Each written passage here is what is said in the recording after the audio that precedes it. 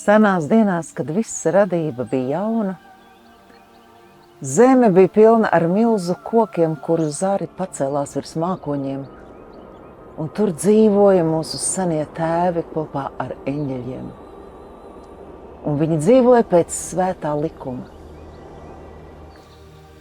Šo zaru pēnā cilvēki dzīvoja mierā, un viņiem bija viedums, zināšanas un bezgalīgās gaismas atklāsme. Caur viņu mežiem plūda mūžīgā upe, un tur auga arī dzīvības koks. Un tas nebija viņiem apslēpts. Viņi ēda no zemes mātes galda, gulēja debes tēva rokās, un viņu derība ar svēto likumu bija uz mūžīgiem laikiem.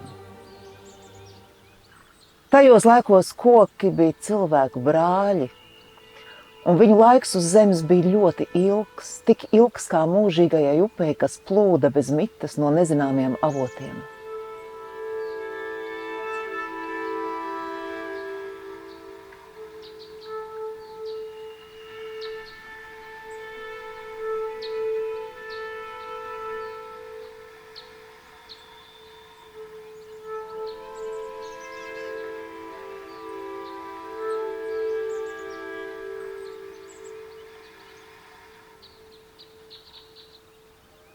Tagad tuksnesis svilina zemi karstām smiltīm, un milzu koki ir pelni un pīšļi, un platā upe dubļu peļķi.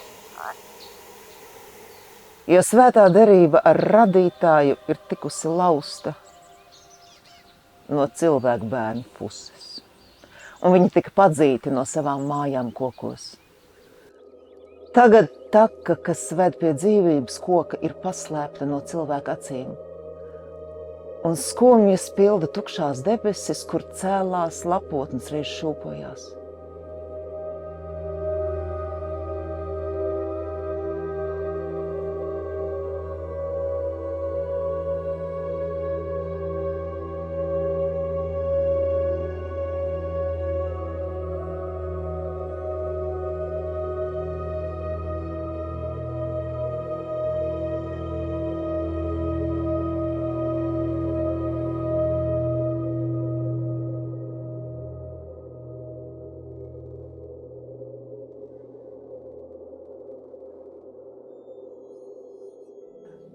Bet tagad svelmenajā tuksnesī nāk gaismas bērni, lai strādātu brālības dārzā. Sēkla, ko viņi sēja neauglīgā zemē, izaugs par varenu mežu, un koki vairosies un izpletīs savus zaļos spārnus, līdz kamēr visa zeme būs apklāta. Visa zeme atkal būs dārzs. Tajās dienās gaismas bērni dziedās jaunu dziesmu. Mans brāli koks, neļauj man vairs bēgt no tevis, bet ļauj mums dalīties dzīvības elpā, ko zemes māte mums dāvā. Brīnišķīgāks kā viss skaistākais audējs paklājs ir zaļais paklājs zem manām basajām kājām. Cēlāka par bagāta tirgotāja zīda baldahīnu ir zaru lapotne par mani, caur kuru spožās zvaigznes dod man savu gaismu. Un vēji ciprešu lapās dzied kā eņģeļu kori. Ar raupjo ozolu un karalisko ciedru zemes māte ir sūtījusi mūžīgās dzīvības vēsti debesu tēvam.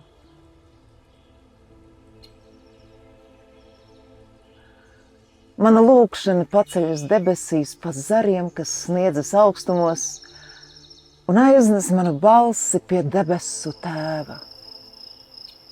Par katru bērnu tev būs iestādīt koku tā, lai zemes māte varētu auklēt dzīvību, tāpat kā bērnus sievietes klēpī. Tas, kas samaitā kādu koku, nocērt pats savus locekļus.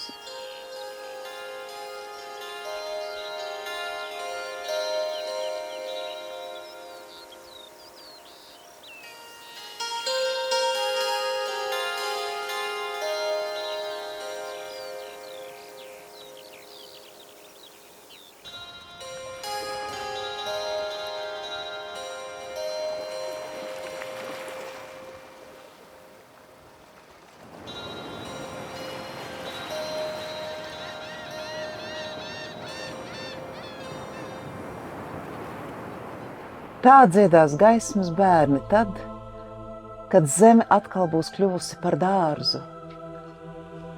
Svētais koks, dievišķā likuma dāvana, tava majestāte apvienos visus tos, kas būs noklīduši no savām īstajām mājām, kas ir brālības dārzs. Visi cilvēki atkal reiz kļūs brāļi zem taviem plašajiem zariem. Tāpat kā debesu tēvs ir mīlējis visus savus bērnus, tā mēs mīlēsim un sargāsim kokus, kas aug mūsu zemē. Tā mēs viņus turēsim un sargāsim, lai tie augtu cēli un stipri un atkal pildītu zemi ar savu skaistumu. Jo koki ir mūsu brāļi, un kā brāļi mēs mīlēsim un sargāsim viens otru.